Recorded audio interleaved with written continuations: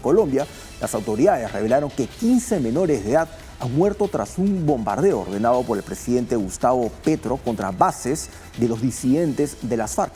Desde Bogotá, Stephanie Valencia nos tiene los detalles.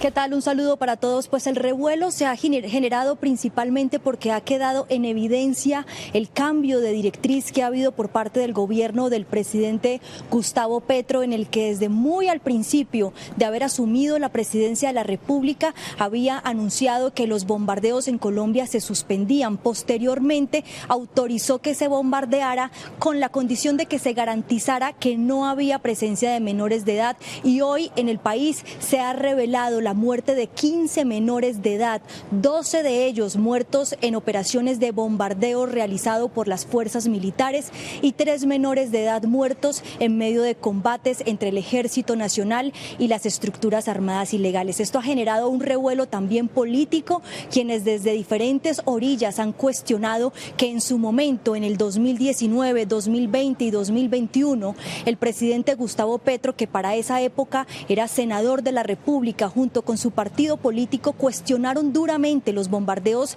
que en ese entonces se realizaron y que terminaron causándole el puesto al jefe de la cartera de defensa, al entonces ministro de la Defensa. Hoy, como presidente de la República, dicen los diferentes sectores políticos que el presidente Gustavo Petro está defendiendo lo que en su momento criticó. A esta hora se confirma que la Fiscalía General de la Nación asumió la investigación de este caso para determinar si hubo o no irregularidades en los procedimientos militares. Mientras tanto, el presidente Gustavo Petro se mantiene en su postura, lamentó a las familias la muerte de estos jóvenes y de los adolescentes que murieron en estas operaciones militares de bombardeo, pero aseguró que los bombardeos en Colombia se mantendrán mientras siga la ofensiva de los grupos armados ilegales en el país. Desde Bogotá, Colombia, Stephanie Valencia para la Alianza Informativa Latinoamericana. Muchas gracias, Stephanie. Bueno, este es un tema sumamente delicado. Recordemos que hace unos días el presidente Gustavo Petro autorizó estos bombardeos, estos ataques contra bases o posiciones en las que, según información, estaban disidentes de las FARC. Sin embargo, había denuncias previas que señalaban que este reclutamiento de menores continuaba. Lógicamente advirtieron que había peligro de matar a muchos menores de edad. Lamentablemente, han muerto 15 menores desde que se ordenaron esos bombardeos. Pero estos 15 no han muerto necesariamente en los bombardeos, porque también han ocurrido ataques, intercambios de tiros entre militares y miembros de los disidentes. Entonces, se estima que al menos son 10 niños o 10 menores, todos son menores de 15 años, los que han muerto en estos bombardeos, y 5 murieron en enfrentamientos con los militares. ¿Cuál es la polémica en torno a esto?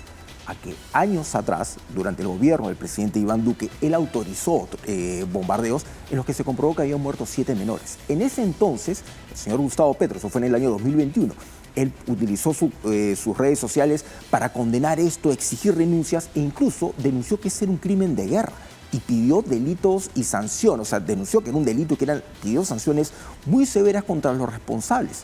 Sin embargo, ahora él ha autorizado nuevamente estos bombardeos, pese a que él en su promesa de campaña dijo que esto no iba a pasar, autorizó los bombardeos, ha muerto 15 menores y ahora defiende esto. Y ahí ya no dice nada, ya no habla de crímenes de guerra, ya no pide renuncias ni nada, más bien, o sea, se cierra que dice, bueno, así es como tiene que ser y lamentablemente si nosotros detenemos estos ataques, los disidentes van a seguir reclutando menores, pese a que hay muchos informes de inteligencia que le dicen al señor presidente, muchos de estos niños son prácticamente secuestrados y los llevan de una región a otra para que no se puedan escapar, porque no conocen la zona y no se pueden ir.